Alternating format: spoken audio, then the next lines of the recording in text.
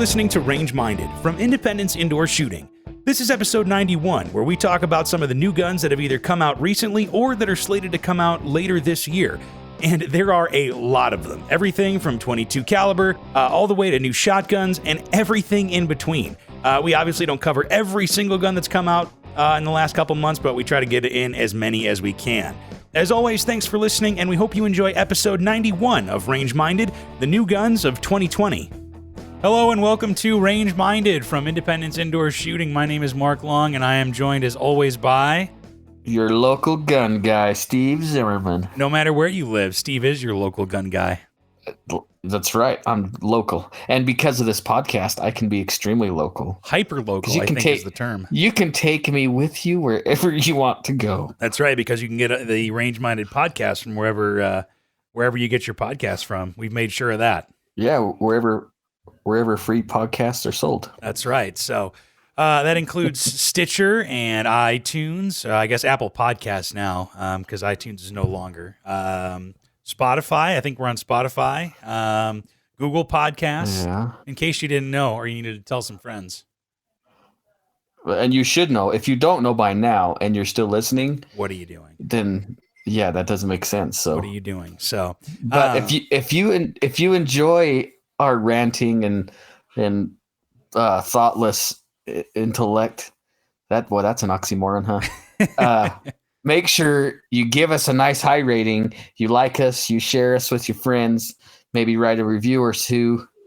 It helps us out a ton. The more attention we get on those platforms, the more likely we are to get suggested. So, yeah, it's good for us. Yeah, I always say it in the intros and probably the outros too. Is that if you can like us, subscribe to us, however you can help us out. It does help us out a lot. Helps the exposure and helps just overall with everything. And if you think about it, the more important we become with this podcast, the more we can give back in ways of cool things. That's which true. I know we said that from the beginning, and it hasn't happened yet, but it gets expensive sometimes. So that's true. We'll get there. That's true. We'll get there. But we need your help to do that. So we appreciate your ratings and your feedback and your emails. Again, Todd, another shout out to Todd for sending us some great photos of being at Independence and just being an all-around great guy. And you can email us too, podcast@eyes.Shooting.com, and find us on Instagram and Facebook at Range Minded Podcast. So, hells yeah. So anyway, we're not talking about us today. We're talking about new guns because, oh my good gosh, there are so many new guns. And I'm going to say released in the last 4 months, 3 to 4 months. And I went back to like, what did I go back? Like maybe November, but there have been a lot from 19 to 20. I mean, just this year, just January, there's been a couple of really cool announcements. Yeah. And you and I have not gone back and forth before this about our new guns. So we may have some overlaps. I'm sure we have some redundancies because there are some things that we like. But there are going to be some things I think that you have that I won't, and vice versa, which is going to make it all the more exciting. Maybe, but that's what makes this conversation organic because we have no idea what we're going to share. Exactly. This is real deal stuff. What the other's going to share. Reality podcasting, I think we can call it. Oh, yeah. So, but yeah, so obviously SHOT Show is pretty much near upon us.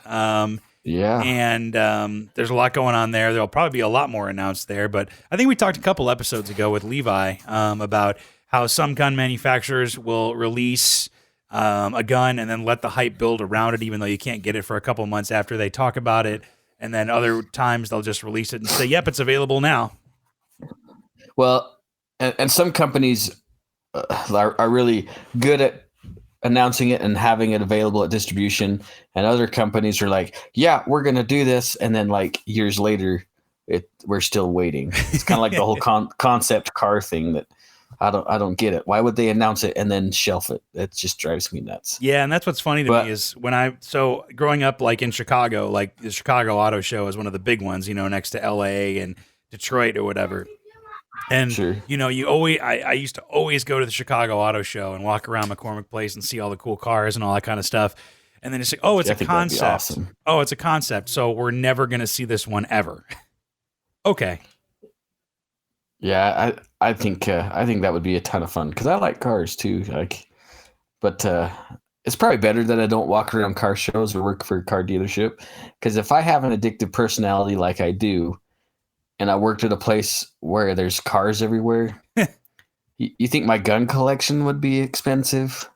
I would find a way to have a car collection. Yeah, I actually saw a meme the other day, and I know you're a big fan of memes, so I'll share this with you. Is that it's that one? What do you mean? You like your internet memes. That's all. There's nothing wrong with it. But I saw one. It's the one with the two like super buff like bicep arms, like doing the handshake kind of thing. And one is Yeah. it's like there's two texts on the side, and then one in the middle. And one on one side was gun guys, the other one was car guys, and in the middle it said lying to our wives about how much our hobby costs. That is extremely true. Yeah, exactly. I mean, I've heard it's true. Well, and I'm into firearms enthusiast obviously, and also motorcycles. So I've got my toes dipped into the automotive pool there, which is dangerous. Things can get expensive quick. Very quickly. So But I guess that's half the fun. But that's the other thing about this, all these new guns coming out. It's like some of them are kind of weird, a lot of them are cool, but like I kind of want a lot of them. And I think it says a lot about where the industry is going. Well, I think it's good, and hopefully it's not just like we're not giving into the hype, and they're using subliminal advertising or something. But there are some really cool things coming out, and I agree that there are some that I want. There are some that I probably wouldn't buy that I think are kind of cool, but there's some interesting things happening in the gun community. I think which there needs to be because we got to get more people involved. Yeah, I think there are some that I want, and then there are some that I just want to shoot. You know what I mean? Yeah. Like I don't want to own it. I just want to shoot it and see what it's like, and then give it back. Yeah. So then you might keep it. Yeah. I mean, it depends. So, but let's jump right in. What's the first one on your list? Because I think we probably did this in order of interest. Yeah. So, not that I would. This is a gun that I probably wouldn't buy, but it is a very nice gun. I'm going to save some of the ones that I definitely want for a little bit later on. Yeah, for sure. But CZ, for all the hipsters out there, the hipster gun guys and gals, CZ just introduced or announced that they're gonna release a 45th anniversary 75. I saw that. Yeah, I didn't have it on my list, but because I didn't think it was worth mentioning, to be honest. But that's coming from the guy with the Jericho 941. However, I set the bar pretty low. No, but and I do like CZ. I think they make a great product. In fact, there's another gun that they brought out in October that's pretty damn sweet that I just noticed today. I didn't hear anything about it. But anyway, the 75 is going to be like a real deep blue, this new anniversary. They're going to have some laser engravings. But the thing that's enticing about it is there's only 1,000 of them that are going to be released. They're only going to make 1,000. So it's super limited edition. Yeah, it is. And you think about, what did we find out? There's 18 million. Oh, that's just ARs. There's more than that, right? In the country. Well, there's 350, 400 million guns in the U.S. right now. Yeah. So think of the percentage of 1,000 in that millions and millions and millions. So this is a very tiny drop in the bucket. So that really is an extremely limited quantity. Yeah. 0.00000%. To be exact. Very little. They're not going to be cheap. What's the MSRP on those? So right now they say the MSRP is 17. Okay. So for a 75, that's really high. Yeah, now, that's about twice as much, I think, or more that you would pay for a regular CZ75. Yeah. Oh yeah. It's probably over 3 times. But yeah. But like for one of their competition guns, I could see $1,700. Yeah, easy. But yeah, for a 75. It's a nice gun, and one thing I didn't realize, I was reading through some of the stuff. Yeah, that the CZ75 is, let's see, where did I read it? Well, they said it's the most widely used by government and police. Here it is. The CZ75 is used by more governments, militaries, police, and security agencies than any other pistol in the world. Really? Yeah, so for a long time, I thought the 17 had that, the Glock Yeah, 17, that's what but I thought too. apparently not. Are you meaning to tell me that a double action, single action, all steel pistol beats out the epitome of Wonder 9, like plastic Wonder 9s? Okay, it's hard for me to really actually believe that is fact. Like, I could see that the 75 was the most widely used handgun up until like maybe even to the 90s. Like the fall of the Berlin Um, Wall. yeah. But they said there's millions and millions and millions of them out there. Well, So that could spell some good news for CZ fanboys, because those surplus could find its way to America at some point or another. I hope so, because really you wouldn't think the European guns are any better, but they do seem to be a little bit better. Well, I think that just, you look at Glock, you look at HK, you look at Walther, you look at CZ. I mean, I think just the craftsmanship might be a little bit, and I hesitate to even say better, because like Smith and Wesson, Well, the they fit all make and finish. Yeah, I think it's just a little bit nicer, and obviously they're always a little bit more expensive. Yeah. Well, you pay for the quality, and I do think CZ makes a quality gun. There's some quirks with some of their actions, I think, but I think it's a good gun all in all. Yeah, and it's interesting because last year I wanted to buy a 75 SP01 tactical, and Yeah. for whatever reason I was like, you know what? Let's just get a Jericho 941 instead, because it's kind of a clone. It's close enough. I think it'd be kind of fun and esoteric to get one of those. And I have it. Sure. I love it. It's a great gun. It shoots great. I still want an SP01 tactical, believe it or not. I do too. I like a lot of their guns. Oh, here's the one I was just telling you. So I don't know if you knew that CZ bought Dan Wesson. Did you know that? I think so. Yeah, I did hear about that. So in October, I'm just going to throw this in there. This is something that I'm extremely keen on. So they decided to let a 1911 and a 75 make a baby. Really? I haven't heard about this. So it's called the DWX.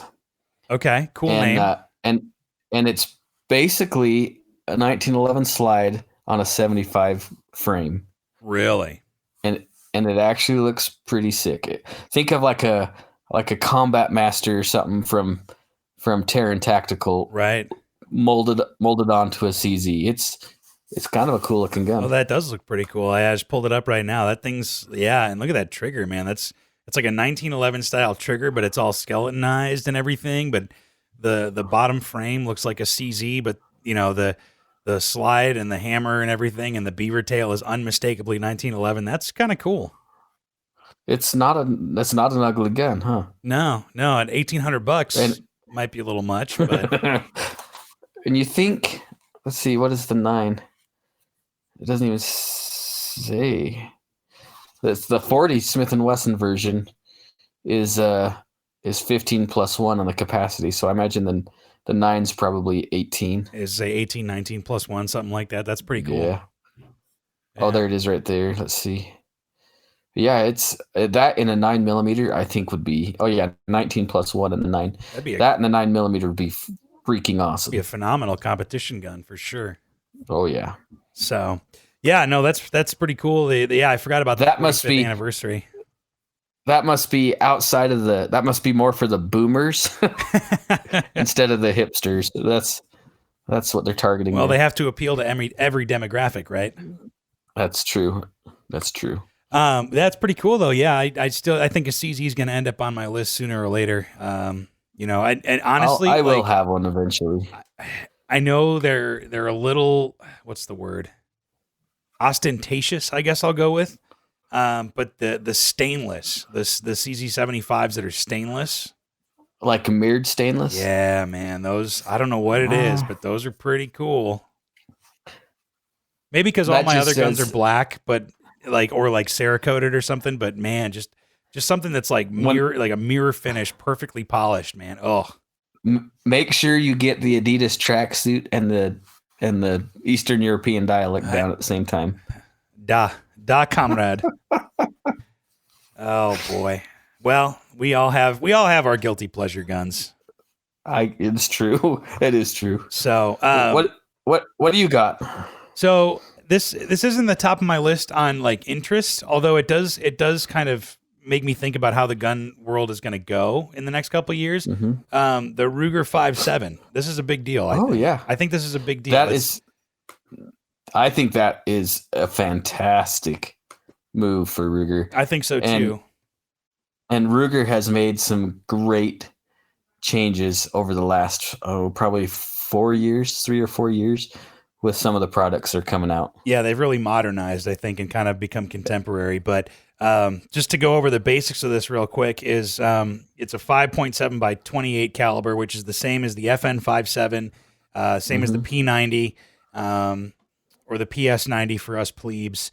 And I think Ruger is the only manufacturer besides FN that makes a firearm for this caliber. And correct me if I'm wrong, but I can't think of any others that make a handgun in 5.7. There may be, but I can't think of any off the top of my head. Yeah, so it's and not to mention it's an American instead of a European manufacturer, which I think is a big deal too.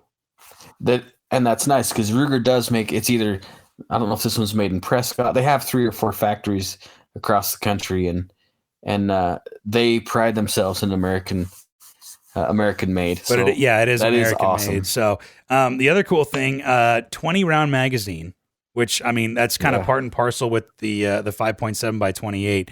It's also got an ambidextrous 1911 style safety, which I thought was an interesting choice. But really what I wanted to really talk about and bring up was this 5.7 by 28 because for 2 reasons. Obviously it's a smaller cartridge, but it's got a little bit more of the hypothetical stopping power, which doesn't actually exist. Well, you're getting like 2,800 feet per second or something. Yeah, you're getting ridiculous out of a handgun cartridge. A much higher velocity, and you're getting more capacity than a 9mm. You're getting less recoil than a 9mm. Yeah, and maybe instead of knockdown power, we should say kinetic energy. I think that sounds scientific. That's really what it is, because you're taking, even though it's a really light projectile, and that's what's so nice about the 5.7 is because that bullet's so light, you're not dealing with a lot of recoil. Right.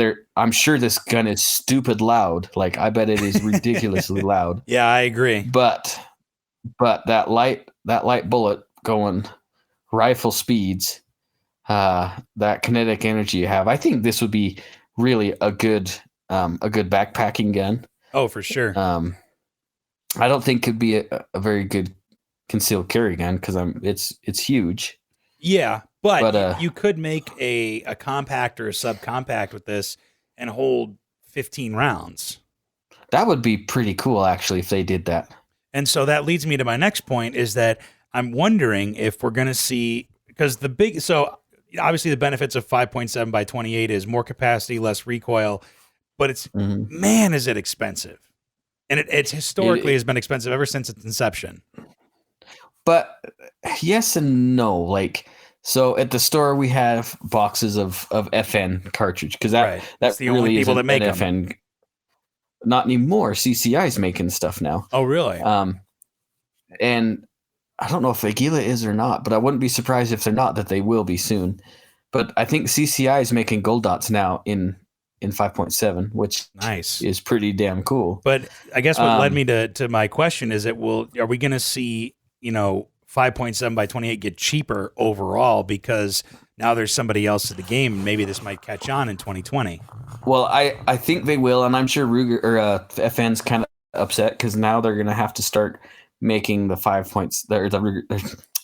Gosh, I can't talk. Their 5.7 more affordable. Like right now, you're seeing them anywhere from $1,100 to $1,500. Yeah, in the stores. Yeah, those are pretty. And yeah, the 5.7 is very expensive.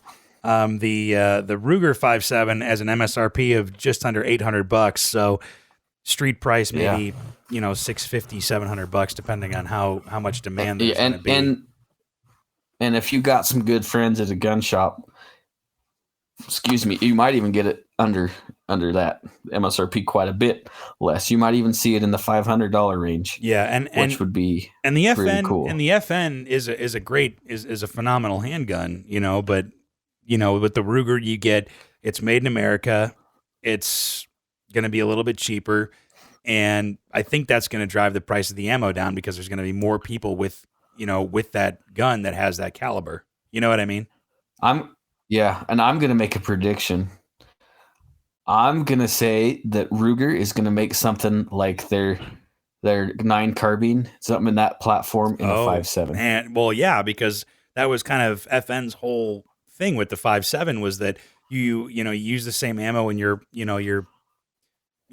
personal defense weapon that you do in your sidearm, and it just makes sense to have the same ammo for both, And I wouldn't even be surprised if somehow they use the same magazine.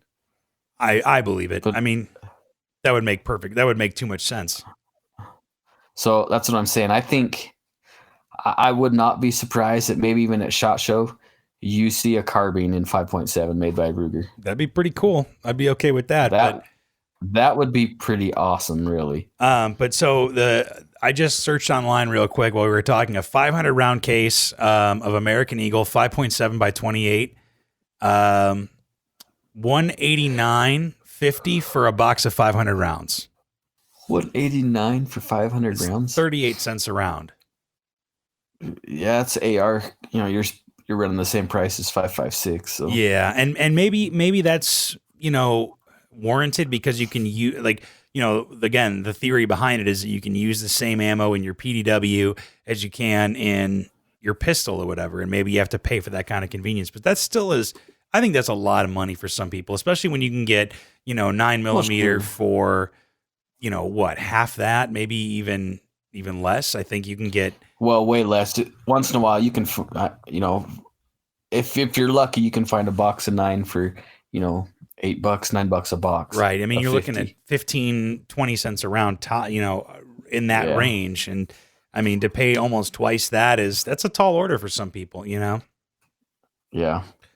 But the 5.7 has never been the average Joe's cartridge anyway. That's true. And that's because FN's always billed it as Mr. Cool Guy's cartridge. Yeah. Military, LEO, all that kind of stuff. But, well, speaking of Ruger, though, let's switch gears a little bit because we talked about this a little bit off the air, and this is a great segue. I saw that Ruger is releasing an LCP2 in 22.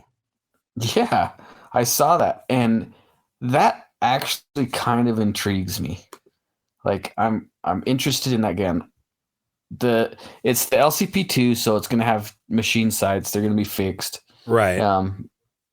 If they made this in a 22 mag, that would be really cool. Right. It'd be a little more warm to it.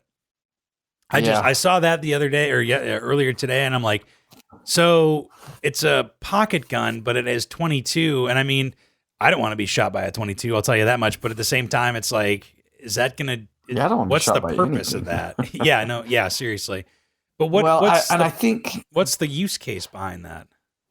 I think what's going on is now, I think, and I said this a couple of episodes ago, I think you're going to see a lot more stuff in 22 because I think stuff's going to be more directed towards training. Yep. Because I think they're gearing up because it's election year. Ammo's going to start getting more expensive. Firearms are going to start getting more expensive. And so when people want to go out and shoot, they're not going to want to spend a bunch of money. And so I think these companies are really bringing out the 22 platform and other guns so people can still shoot and have fun, take new people shooting, trying to be good stewards of the Second Amendment like we always encourage people to be. Sure. But this little Ruger, like, I don't know if I would personally buy one. But I'm not against it. No, I'm not against it either. I'd like to shoot it. Yeah, I think you hit the nail on the head there with training because, we've talked about before about having, the right size gun, and the smaller the gun, the bigger the recoil. And that's really going to affect, especially with a new shooter. If you have somebody come up, I don't care if they're male or female, the first gun they ever shoot is a Ruger LCP. I don't think they're going to have that good of a time, in 9mm or even probably going to hate it. Yeah. And even in 380, I mean, there's still a bit of snappiness to it or whatever, but you hand somebody an LCP in 22, you know what? That thing's got to be pretty smooth, and there's probably hardly any recoil. Yeah. And even if you use this if you decided to conceal carry it as a secondary or something, yeah, that would be a great backup ankle carry or something like that, where I bet it's super light. Oh, sure. What's the capacity on it? Is it 6? Yeah, 6+1. Yeah. Yeah, and I mean, if no, it's 10+1. Excuse me. There we go. Yeah, I was just looking it up. So, which is pretty common for all the 22 handguns right now. Yeah. So come on, Glock. If Ruger can put 10 rounds in their LCP, come on. So wait, what's the Glock 44 capacity? 10. Oh, see, there you go. It's another feather in the cap for Ruger, American company, right there. Hey, the Glocks are made in Georgia. Oh, that's right. Yeah. Yeah. Well, let's talk about the Glock 44 for a second, because I think we touched on it a couple episodes ago, but I think it bears a little bit more conversation now. So it's no secret, this is going to be my first handgun of this year. Like, sure, I am going to buy this gun. I don't blame you. And I guess I am a fanboy or whatever. So there are some things I like a lot about the 44. They've got the new barrel in it, so it sounds like it's super accurate. Yeah. The biggest thing that I've heard people complain about is just the weight, because it's so light. Like, they're not used to the polymer, because it like the 5.7, the FN 5.7. The slide is actually a frame coated in polymer, right? Which is unusual. Yeah, it's not a common thing for firearms, but in a 22 they can get away with it because there's not a lot of recoil. Plus, they need reduced mass for the gun to cycle. Right. Yeah. If you have too much of a heavy slide there, the recoil springs aren't going to do their job, and it's going to jam. Yeah. Or it's going to fail to cycle, rather. Yeah, you just won't have the energy for it to function. Yeah. So I'm really curious about this gun. Like I said, I am going to buy this gun. It may be sooner than later, within the next week or so. But as soon as it's released, as of right now, we're recording. Let's see, what is today? Today is the 9th, and this will release on the 12th. The 19th, or the 12th? I thought it was the 19th. So the 12th? Yeah. Yeah, so it's I think we will get them here pretty soon.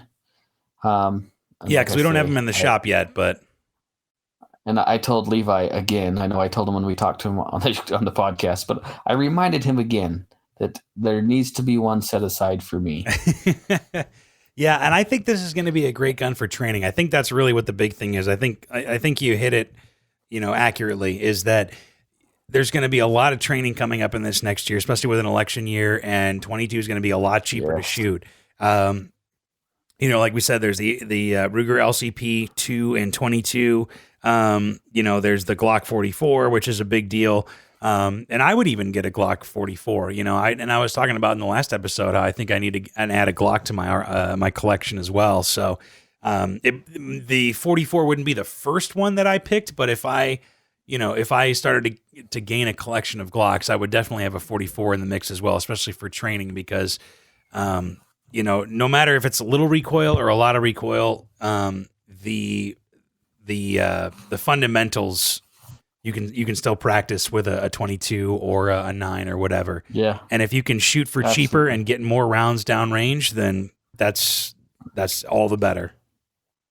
And the reality is, when it comes to shooting, to become more accurate, it's not necessarily how many bullets you put downrange. It's really how many trigger presses you can get. Right. And that sounds really counterintuitive, or may not make sense to some people, but the idea of controlling that gun the entire time during the trigger press is key for accuracy. When you start anticipating or assuming when that trigger is going to break and you're forcing that gun down before it fires, that's a lot of people's problems. And that's why dry firing is such a huge asset to being a proficient shooter. That I don't utilize it enough. But if you could afford to do that with a 22, live fire wise, like you're saying, I think it's a good option. Yeah, and I mean, even if let's say you dry fire with your carry gun or your nightstand gun or your regular 9mm or whatever your situation might be, that's going to translate over into your live fire with a 22, I would think. So absolutely. I think it's, like I said, it's going to be my next gun. Yeah, very cool. So another one that I thought was interesting while we're on the 22 train, because we said we agreed off the air that 22 is kind of going to be the theme of this year because Kel-Tec released the P17. We talked about the P33, I think, which is the full size version of this. Yeah. But the P17 is it's a 22 caliber pistol. It's less than $200. Wow. MSRP. It holds, I think, 17. Well, obviously, because it's called the P17 and it's a Kel-Tec, so it's 17 plus 1, 22 long rifle, but it's less than $200, and that's what really stuck out to me the most because, if you're talking about somebody getting their first gun, or maybe you're getting your kids into shooting and stuff, or maybe your girlfriend, your wife, or somebody that's just never been shooting before, male or female. I think this would be the perfect first gun to get. Heck yeah. And a lot of people rag on Kel-Tec. I actually like their products. I think they make a good gun. Sure, they have some stuff could be a little better. But all in all, for a little company down in Florida, I think they make cool stuff. Well, they're not, it's not Glock perfection. However, one of the things I read this somewhere online, I forget where it was, but you have to make a distinction between iteration and innovation. And innovation is trying something new that's never been done before. That's kind of out of the box. And if you really look at what Kel-Tec's track record is, I mean, you look at the Sub 2000, which is a folding pistol caliber carbine. You look at the KSG, which has 2 mag tubes that you can switch between that holds 12, 15 rounds of full 2 3/4 inch shells, or, you can load up 25 of those mini mags now, which is super cool. Even their bullpup stuff, like the RDB and the RFB, I think they have some cool stuff. Yeah, and I have to give them credit for thinking out of the box. And, like the P33, for example, another, it's a full-size handgun that's in 22 that can hold, 33 rounds.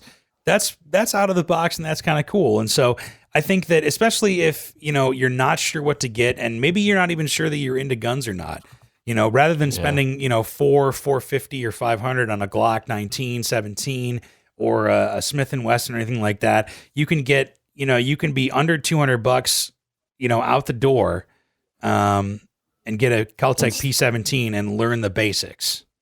And have some money to go buy some ammo to go with it. Right. And you're not buying a High Point in 9 for $160 and in your Uncle Mike's holster. That's right. God, not that we discourage Uncle Mike's holsters. No, but I don't encourage them. I hope those people from the competition are not listening. Because it's funny, and that's the thing about the gun world is, you joke about that, but it's all based in reality. And I think you and I have both seen people with their Uncle Mike's holsters with their High Point C9. It's like, oh my goodness, this is somebody's going to get shot. Well, it's just going to happen. If that's all they can afford, I get it. But maybe get a little bit of training to help you understand how it works a little better. Yeah, especially when you see them like shaking, their wrist and their hand is shaking as they pull it out, and it kind of wobbles, and you can see them kind of almost like muzzle sweep their thigh for like a split second. It's like, that's all it takes, man. Like, come on. Yeah. Yeah. So. Yeah, that scares me. But if somebody was, if somebody came to me and said, hey, like, I really wanted to get into firearms, but I don't have any money, like I was looking at this High Point or whatever, I would instantly point them over to this Kel-Tec P17. I think that's a super cool gun. I think for the money, it gets people into shooting a lot easier. So I'm not going to buy it because it's not for me. But I think it's pretty cool. Yeah. I imagine that. Oh, go ahead. Go ahead. I'll let you finish. I was just going to say, I think that you have probably something in 22 as well on your list that I found that you were maybe surprised by. Yeah, but I'm going to do something different while we're talking about 22, because the 22 train is actually quite long on the gun list. It really is. And when I say long, I'm talking about the new Ruger Mark IV. Oh man, that thing is cool. With the 10-inch barrel. Man, that thing is cool. The 10-inch target barrel. That thing is cool. Good grief. I I saw bet that. it's ridiculously accurate. I didn't put that on my list because I thought it was too ridiculous. It is ridiculous. But man, if I don't think I want to buy one. But it's almost so ridiculous that I want one in my safe. You could one hand that thing from 50 yards and you'd be in a great spot. You need your pistol brace for it. Yeah, you really would. Well, yeah, I was going to say maybe 6 more inches and you could get a stock on that thing like an old C96. Yeah, it's crazy. But And if you guys want to see how crazy it looks, just Google Mark IV 10-inch barrel. Especially because it's a bull barrel you'll too. see. It's not the tapered barrel. It's all bull barrel.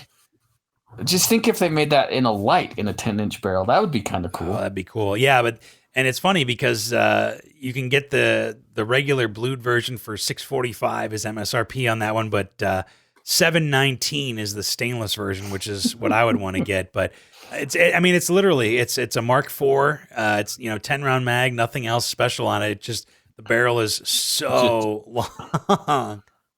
Yes, but it's cool. Ridiculous. Well, we're gonna see one at the shop, I think, sooner or later. Yeah, I'm sure. But I mean, you could anyway. That thing was cool. But I think it's cool. I'm guessing though, what you were alluding to something that may look a little bit like a Chris Vector. Well, it is a Chris Vector. Yeah. Well, my internet just stopped. I'll let you do that one. Let me click back here accidentally. Yeah, so I'm still getting used to my Apple, but so let me click back here a couple more times. That's okay. I will say that Chris Vector is coming out in 22. Obviously, it was initially in 45, I think. 45 and 9. Yeah, it was 45 and 9. Which honestly, if I were to get one, I'd probably get one in 45 and 10 millimeter.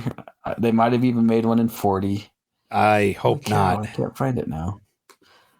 40, fat and slow. Let's see. My goodness, where is it? I had it pulled up. What are you doing, man? Maybe one more page. And it's not there. What in the Sam heck? No, I would probably be a toss-up between 45 and 10 millimeter. Probably 10 millimeter because that Chris Vector really doesn't have any recoil to it because of the way it's designed. Levi talked about that a little bit. This gun, in the Vector in 22 intrigues me. Like, I don't know whether I should be excited about it or think it's really ridiculous. Like, I'm not quite sure what to think. And honestly, I've always felt that way about the Vector. I think they're a cool gun. They were developed for the intent of using or for use of Secret Service. Right. Where they could have a little bit more oomph under it in a tiny little gun. In 22, I think it is kind of cool. I'm really curious to know what magazines they're running. Like what brand of magazines or capacity? Well, both, because it says that it comes with a 10-round magazine. Now, normally Vectors run Glock mags, right? Right. So it makes me wonder if they're going to be using the Glock 44 magazine. That being said, they also said that 30-round magazines will be available. Yeah, in the future. That's what I was going to bring up, is that they're not out right now, but 30-round 22 mag would be pretty cool. So that makes me wonder, well, that's why I'm thinking, are they running Glock 44 mags? Because if they are, that means their 30-round magazine will run in a Glock 44. That would be cool. And that's actually what I was going to bring up. Well, I think that was the point you were alluding to, right? Because it's the same design and everything, and therefore, it's kind of curious that the Glock 44 just came out, and then they're also just releasing a 22, long rifle Chris Vector. And the one thing that is kind of cool with them is they're shipping in carbines, and they're also going to be shipping in a pistol format with the SB tactical brace. Yeah, that is pretty cool, because I will be the first one to say it, and I don't care who thinks it, who judges me for it, but that full 16-inch barrel on a Chris Vector looks ugly, terrible. Yeah, it's a little weird because they put that they put that M-lock style handguard on it, which I get because it's obviously, you know, a longer barrel, but it just looks like some weird Frankenstein Bubba gun, and it just, ugh. Now let's just think about something that could be cool. What if they made this in 5.7? That would be a game changer. I would think. That would make far more sense for Secret Service anyways, because they're using a high power cartridge, but for civilian use, that would be kind of cool. Right, and I mean, you could probably have a 50 round mag, no problem. Just like in a P90. Yeah. That would be pretty cool. So, which may or may not happen. I mean, maybe Chris Vector is listening to this podcast and they're thinking, holy crap, that's a great idea. Oh, I'm sure they are. You know what? The cool thing, though, about this Chris Vector is that it only costs, the MSRP is $649, which is stupid cheap when you think about how much a Chris Vector in 45 or 10, 10 millimeter or 9 millimeter is. You know, it's $1,500. Right. But if you want to have that platform and kind of learn how it works, and maybe, you know, for $700, it could be worse, you know? Well, and again, we're talking about training. If you have a whole squad of guys running a Vector, it would make sense to be able to afford to train on a budget. Right. Because, yeah, the manual of arms is the same, but you're spending, you know, half as much as you would on ammunition. And when you know, let's say you have a squad of 10 people or something like that, and it makes more sense. Weird. So it's almost like they're thinking about fiscally stuff now. Fiscal responsibility, is that what you're saying? Yeah, that too. Yeah. So, yeah, but I think that's the end of my 22 train. How about you? I think so. There are a few other guns coming out in 22, like Bergara. If you guys listeners know who Bergara is. Oh, yeah. Or Bergara, whatever. They make some pretty nice bolt guns. They just came out with a 22. Okay. So that's kind of cool. Nice. But there's a lot of stuff out there. We could talk 22 probably for another half hour with some of the other stuff that's coming out. But let's move on to something a little bit more manly cartridge. Yeah. Well, how about this for manly? You want to talk about unless you had something. Oh, we might be going to the same place. Why don't you start? Talking manly. You start. So if I'm thinking manly, I'm thinking a vintage wheel gun. Okay. Yeah, we're on the same page, but why don't you tell everybody else what we're thinking? So this year, 2020, Colt decided to bring back, or at least debut, the new Python. Which is super cool in theory. So Colt, like if the listeners understand how awesome the Python is, the Python series, or any of the Snake series, but the Python especially has been one of the most collected handguns over the years.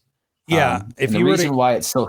Oh, go ahead. No, you first. I was going to say that the reason why it's been such a fantastic collector piece is it truly was the height of their wheel guns, of Colt's wheel guns. In fact, they only had one master gunsmith that was allowed to work on the Python. And so it was very controlled. Every gun was very meticulously crafted.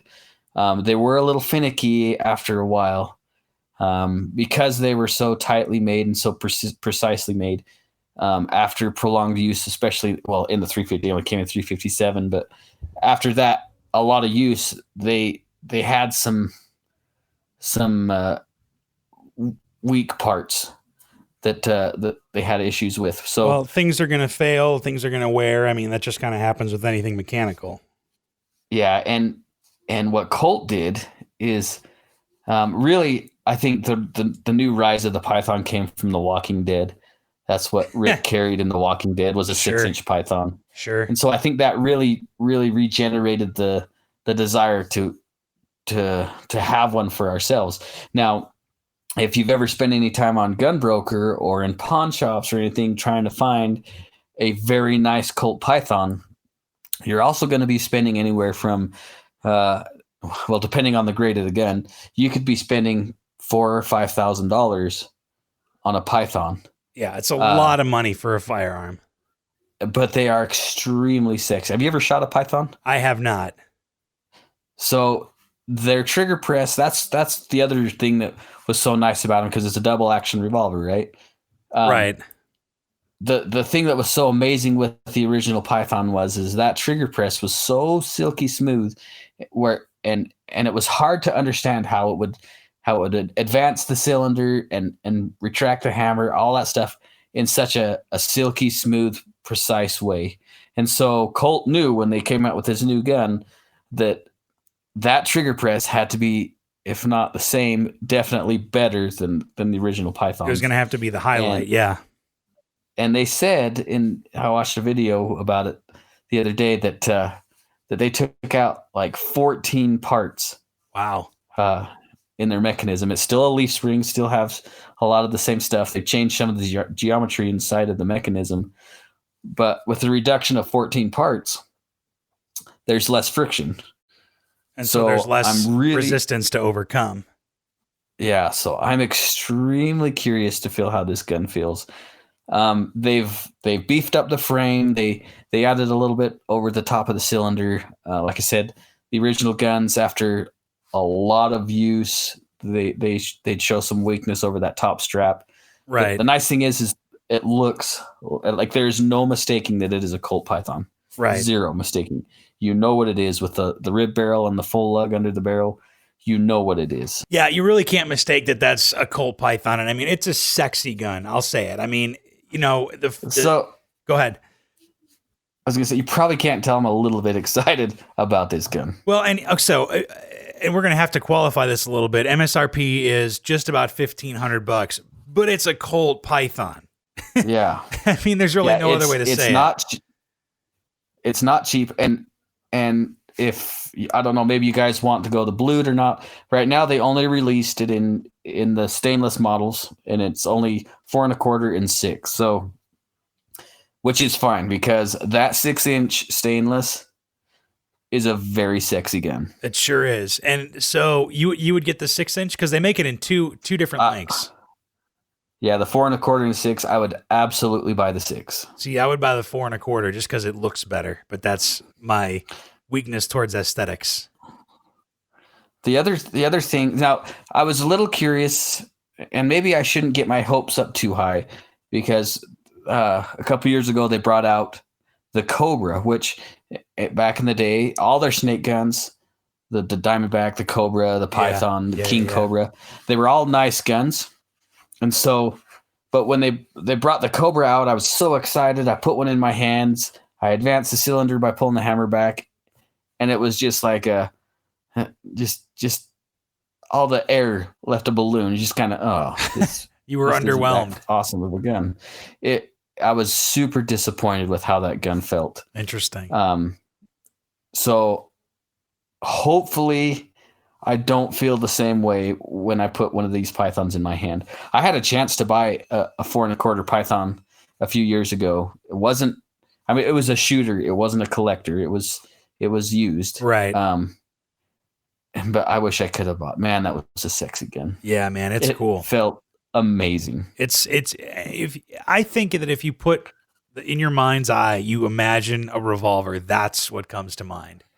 Anybody. Whether you're into guns or not. If you want to feel like Steve McQueen, buy a Colt Python. Oh man, it's a cool gun, and it's stainless, and it's got those wood grips. 357.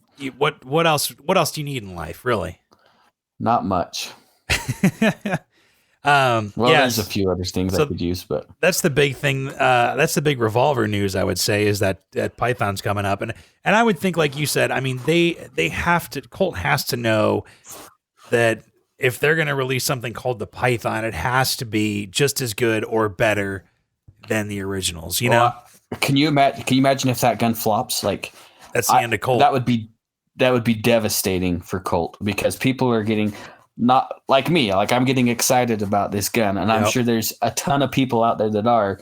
And if that thing's a flop, if it's a piece of garbage, it would be bad for Colt. That's the end of Colt, I would say. That'd probably be the end, because then there's no more confidence in that company to produce a quality firearm like they used to. You mean the end again, because it's happened. Yes, the second end of Colt. Yes, I stand corrected. But I mean, that's basically all they have to stand on is their legacy and their history of high quality firearms. And let's say that they're maybe entering a second renaissance of their high quality firearms. I hope so. Like I've been, and I'm probably going to piss some people off. I've been a little disappointed in their 1911s over the last few years. I don't think they have the quality that they used to have. Their AR platform, I really don't think it's that great of a gun. And like I said, I'm sure I made some people mad. Oh, that was the original. Well, it was a piece of junk. Like maybe the ones that came out through, the 70s, maybe they were awesome, but some of their newer AR stuff, I would put them the same thing as a DPMS, which sure. I know that's going to make somebody super mad, but I don't think the quality was there. Well, the thing is, I think that, originally when they first came out and there was no other competition, okay, then that's in a league of its own. It's super cool. It's innovative. It's, top quality or whatever. But, in the gun world, you have all this innovation and people working on better versions of different models of things. And the AR world is not what it used to be. And so, and here's the thing. In 2004, every AR manufacturer knew that, hey, we're going to be producing firearms again, and they're going to be amazing. So why didn't Colt step up their game? They just sat on their laurels thinking, oh, well, we're going to be the top dog no matter what. Well, and then you have Daniel Defense show up, or LWRC, or some of these other ones, Bravo Company, these guys that are really making better firearms. Right. And Colt was too far behind the 8-ball to make a change. Yeah, and the one thing I'll say is I don't know if anybody, and maybe you can correct me, but I don't know if anybody really has stepped up to take that revolver throne away from Colt. You know what I mean? Despite the fact they haven't made the Python in years, but I think nobody has because they felt like the revolver world is done. Yeah. I think once Glock came in the scene, and then all these other safe action type pistols, everybody's down with the cool plastic tactical stuff, and that definitely has a huge majority of the market. So I think it was tough for any revolver to really make a difference. And that's why you would see things like, and not necessarily that they're bad, but Rock Island's revolvers or Taurus revolvers or whatever. They're just trying to, fill a niche. But maybe with this new Python, there might be a whole revival in the revolver world, to where we see a lot more cool stuff coming up. Well, and because one of the things, you look at different states around the country, or even different countries or whatever, is that you do have capacity restrictions, and maybe you're not able to have more than 8-10 rounds or something like that, and maybe in that case maybe some states want to restrict it to 5. So. Exactly, and so maybe in those cases that a revolver might make sense, and just like with with lever guns, there's still a pretty healthy market for lever guns, or else Henry would be out of business. And people are coming out with new lever guns and stuff, but it's the same principle, Yeah, you're right. I don't know. We'll see. I don't know. I'm stoked. Hopefully we'll see some more. So like, even if they brought their little Diamondback back in 22, that's a sweet little revolver. So we'll see. There might be some cool stuff coming out of Colt's factory soon. Yeah, we'll see. So I'm going to be optimistic about it. That's the only way we can be. Yeah, that's true. So, well, let's switch gears again, because there's a lot of new concealed carry stuff coming out. I don't even know where to start. We talked about the M&P 9 EZ the other day, which I think kind of a big deal. Is very kind cool. of a big deal. Yeah, it's just like the regular EZ, except in 9.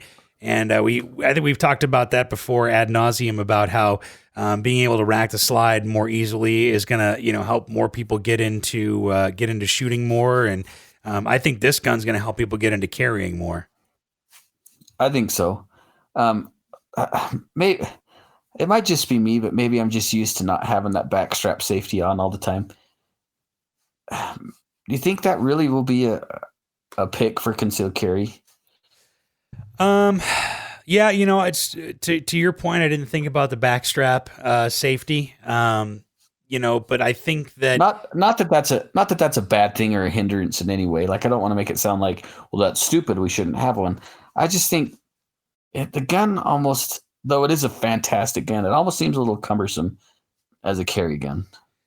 yeah, And maybe that's just me. well, but if you're only going to have one firearm, maybe, then and it's your first gun, especially too, then you can't really go wrong with that. Yeah, I think it's a good gun. Like I don't want people thinking that I'm just poo-pooing it, but I think it's a good firearm. It just seems like a weird carry option for me. I think it's a good first gun overall. Like if you had to pick one gun to take to the range, to train on, to carry, I think it's a pretty good gun. It's a good intro, just like that P17 we were talking about, Yeah. Yeah, it is a good gun. I'm curious to shoot the 9, see how it feels. The easy, the 380 was such a light recoiling gun for what it was. So I don't know. I'm sure it's a great gun. Well, we could say, I know nobody's going to care, least of all you, but Walther did come out with their CCP M2. That's funny. In 380? No, I think it's in 9mm. So they did come out with the M2 in 380. Did they? That came out the 9th, which is what, today, right? Yeah, it's brand new. But so they just announced this today. Okay. The 380 version. Okay. That's the one I thought you were going at. No, they have You like the CCP? Of course you do. Well, I have not actually shot a CCP because I have a PPS. But the whole shtick of the CCP is that it's easier to rack the slide. There's, less recoil. It's basically Walther's version of an EZ. So, yeah, I think that if you want to go, for something different, than like an M&P or something like that, I think you could probably get away with getting a Walther CCP, especially the M2 now. I think that's going to be interesting because it's going to be easy no matter what. So, no pun intended. Yeah, the CCP, the M2 and 380, which they just brought out today or announced today, is they say it's about the same size as the 42. Okay.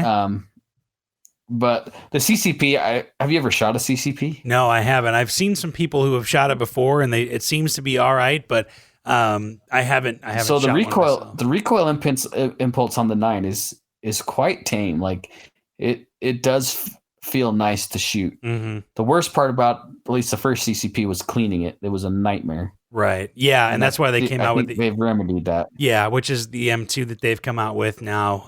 It's easier. It's a lot more like a PPQ. It's easier to take down. It's easier to clean. But they have this. I think it's what it's called, like a soft coil technology or some weird branded name or whatever. But it's basically a delayed blowback. At least that's what the first one was. Yeah, and like I say, it's a nice shooting gun. No surprise, I'm not a huge Walther guy. We've talked about that before. Sure. But it's not a gun that I wouldn't buy by any means. Yeah, I mean, like I said, I wouldn't buy one because I already have a PPS or whatever, which I'm more than happy with. But for somebody looking to get into it or whatever, and now that they have it in 380, which is going to be even easier of a shooter than a 9mm, I think it's a great starter gun too. It just depends on where you're at in your firearms journey. So yeah. So, but I wanted to talk about that. And I also wanted to talk about the M&P 2.0 subcompact. Ooh. Have you heard about this? Well, that's not they brought that out a while ago, didn't they? Wasn't that come out in 19? Really? I thought they did. I mean, I was looking it up under new guns for 2020, and I thought that was. Maybe. I thought that was new-ish. Maybe it's not. Maybe it is new.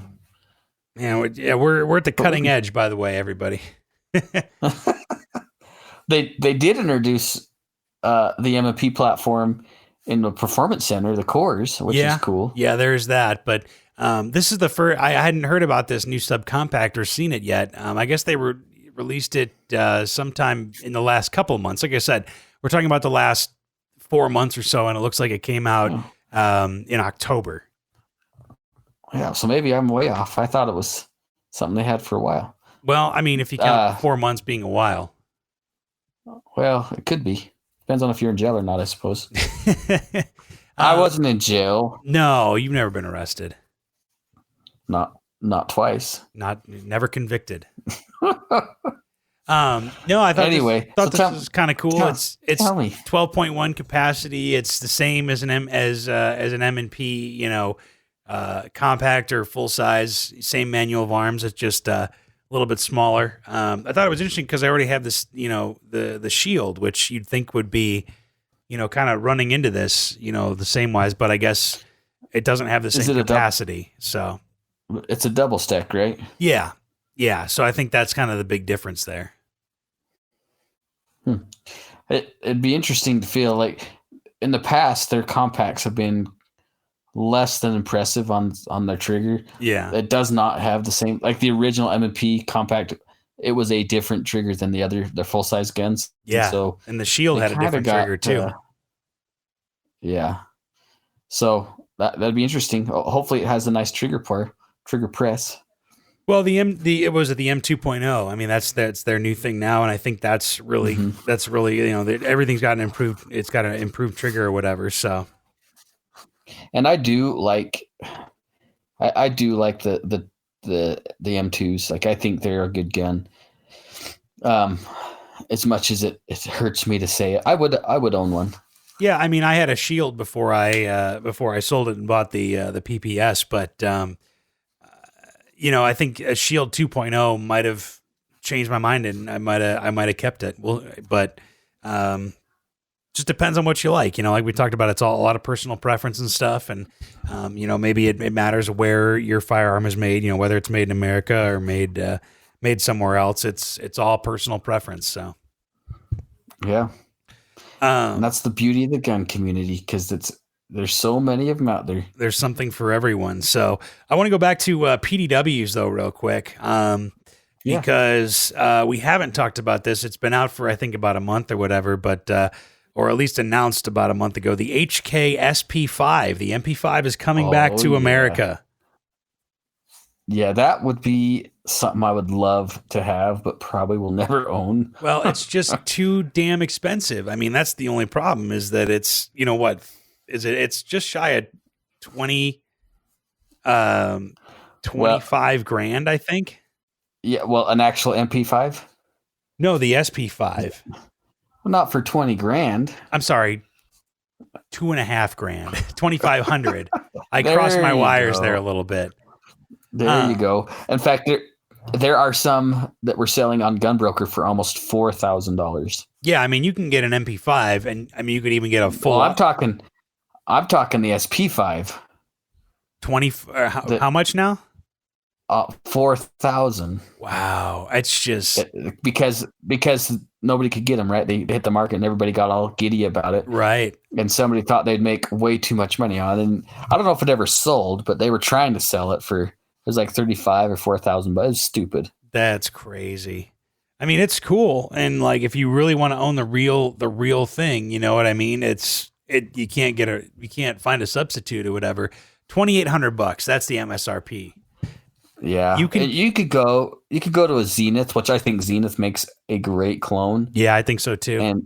And be a little less, not a bunch less, but a little bit less on it. Well, and still have a pretty cool gun. I mean, you could. Well, the thing is with that Zenith, with that amount of money, you can probably get the actual firearm. You can get some parts that make it a little more accurate, and you can probably SBR it and get a stock for the same amount of money. So, yeah, that might be true. It's not necessarily in the same ballpark, but it's not real HK. They're not doing the K version, right? I don't think so. I think it's just the MP5 version or whatever. And that's what I like about the Zenith is you can get the K, which is the pistol, a little stubby barrel, and that thing is just so tiny. Right. Super cool. Oh, maybe they are doing the SP5K. I don't know. They need to because they're cool. There's one on Gunbroker right now for $3,700. Whether or not that's the real thing, I'm not sure. An SP5 in a K? Yeah. Yeah. Oh, and then there's one on the Truth About Guns too for HK SP5K 9mm pistol. So I guess it must be the real thing. Oh yeah. So shows how on top of the gun world we are. let's talk about new guns that we know nothing about. Well, but still, I mean, No, another. I'm down. Like, I do like the MP5 platform. I think they're super cool, but obviously they don't want to sell a bunch of these in America, Right. because, They're like you're just saying, doing it to kind of, cost prohibitive. yeah.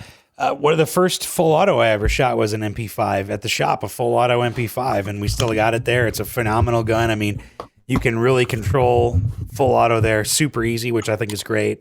Yeah, they are. The MP5 is. That's why they're such a great gun, and why so many units were carrying them for so long. German units and stuff is because they are very controllable. Yeah. But we are in the 21st century now, and there are more PDWs than just the MP5, including the SIG MPX, which is, also expensive, but it's also pretty cool. They released the ultra compact version, which can basically fit into a backpack. And is that the Copperhead?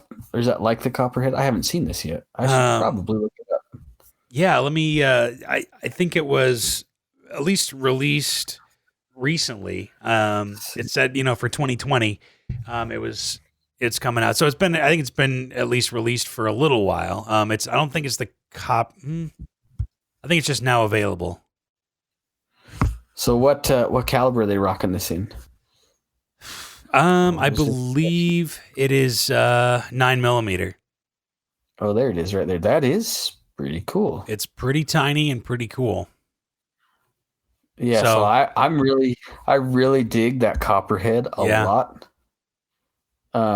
It's just the brace is stupid. Yeah, a little bit. But I would, yeah. But I'm down. So the point of bringing this up, however long it's been out, is I think that we're going to see more and more small, like PDWs get smaller. Like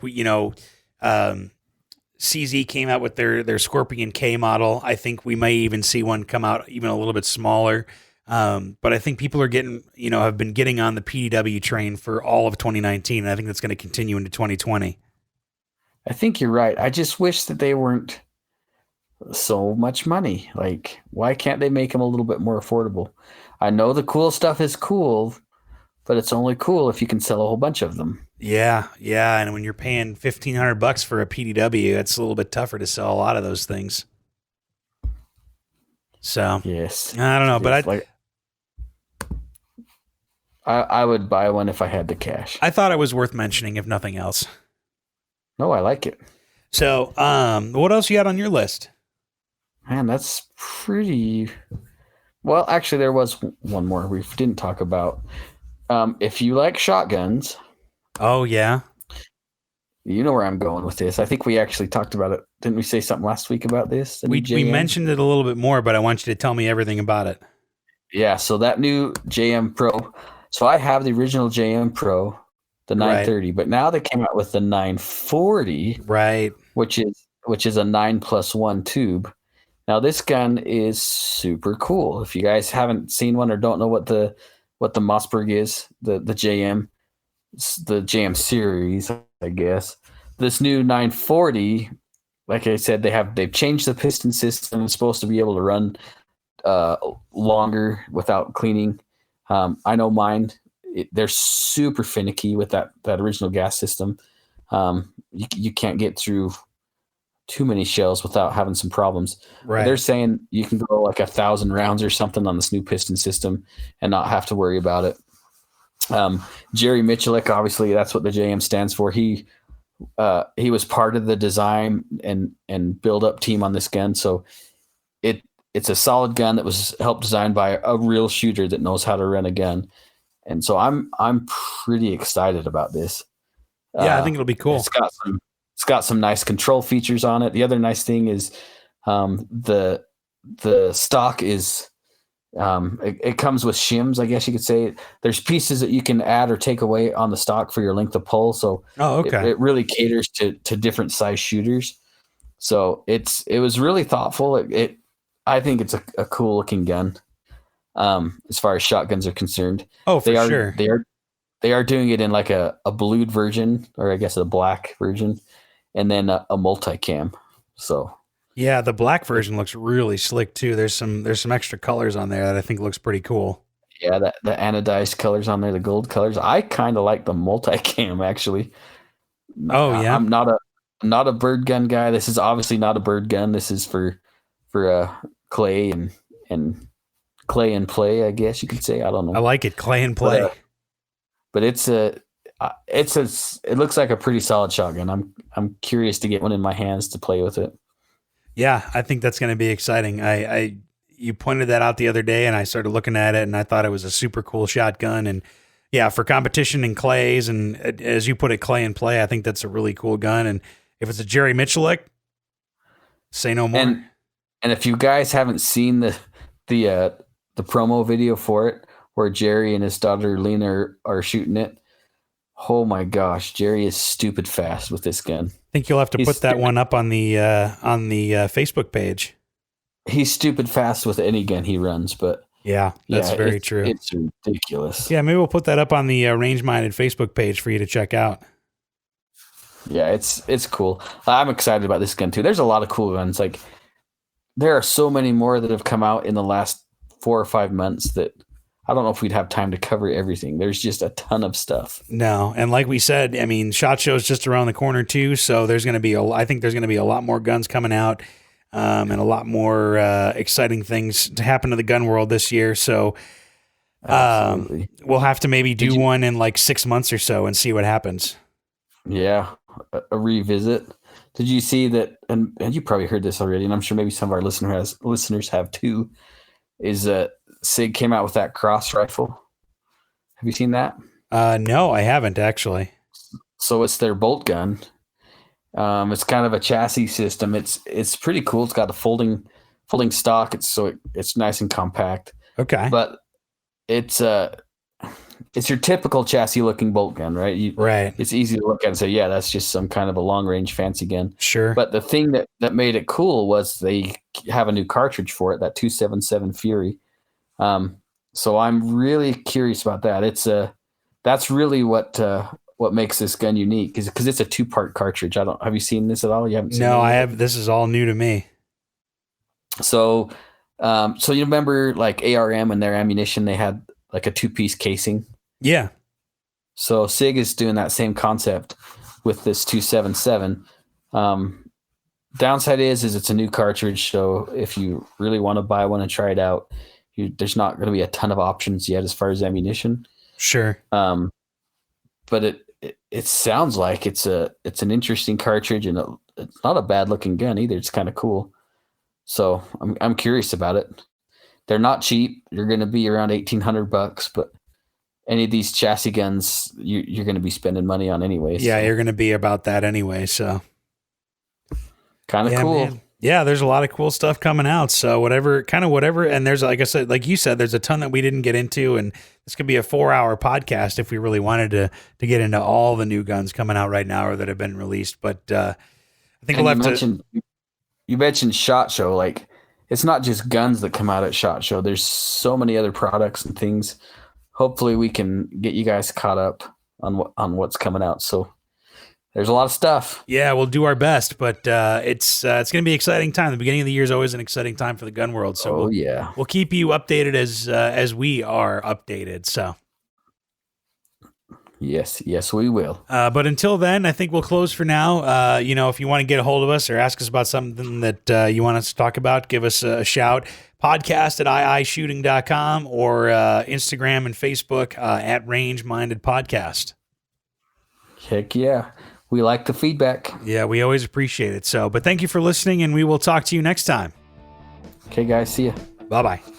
Thanks for listening to Range Minded. Find us online at Range Minded Podcast on Facebook, or send us an email at podcast@eyes.Shooting.com. We're always happy to get feedback, episode suggestions, whatever you want to send us, really.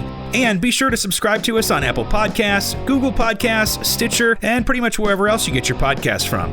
Thanks for listening, and we'll see you next time.